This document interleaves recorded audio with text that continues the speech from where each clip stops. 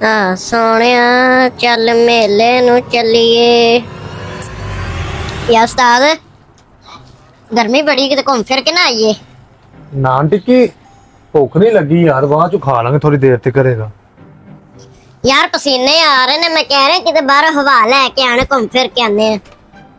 तेरा दिमाग काम करता है? इन्नी गर्मी च चाह कौन पींदा ही? की हो गया? उस्ताद हिल तो नहीं गया है, मैं परात मारनी पीछे सिर च, मैं आना पा घूम फिर के आने हैं।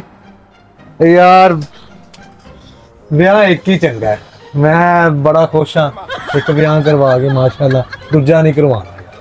उस्ताद आप दी गल दसा, जेड़े खुश होंदे ना दूजा भी कराना दे। आहो ए मेरे वलीमे दी गल ही 400 बंदा आया सी, हां रोटी खा के गया। हां तेरे शहर उस्ताद हुन घूम फिर के आइए फिर। नहीं यार ਇਹ ਹੁਣ ਉਹ ਗੱਲਾਂ ਹੀ ਨਹੀਂ ਰਹਿ ਗਈਆਂ, ਹੁਣ ਉਹ ਗਰਮੀਆਂ ਹੀ ਨਹੀਂ ਰਹਿ ਗਈਆਂ ਜਿਹੜੀਆਂ ਅਸੀਂ ਕੱਢ ਛੱਡੀਆਂ। ਹੁਣ ਮੈਂ ਤਾਂ ਉਸਤਾਦ ਜੀ ਬੰਦੇ ਵੀ ਨਹੀਂ ਜੇ ਰਹਿ ਗਏ। ਬਸ ਯਾਰ ਆ ਤਾਂ ਦਿਲ ਦੀ ਗੱਲ ਕੀਤੀ। ਮੈਂ ਉਹਨਾਂ ਨੂੰ ਕਿਹਾ ਸੀ ਮੈਨੂੰ ਹੁੰਡਾ ਨਹੀਂ ਚਾਹੀਦਾ, 70 ਦੇ ਦਿਓ, ਲੇਕਿਨ ਉਹਨਾਂ ਨੇ ਹੁੰਡਾ ਦਿੱਤਾ। ਮੈਂ ਕਿਹਾ ਹੁਣ ਭਾਈ ਨਾ ਤੇ ਨਹੀਂ ਨਾ ਕਰ ਸਕਦੇ, ਹੁੰਡੇ ਤੇ ਘੁੰਮ ਫਿਰ ਕੇ ਆਈਏ। ਓਹ ਅੱਲਾ ਦੇਖ ਨਾ ਗੱਡੀ ਕਦੀ ਆਪਣੇ ਨੂੰ ਲੈ ਲਾਂਗੇ, ਗੱਡੀ ਵੀ ਲੈ ਲਾਂਗੇ, ਕੋਈ ਮਸਲਾ ਨਹੀਂ। ਤੂੰ ਪੈ ਲੰਮਾ ਪੈ।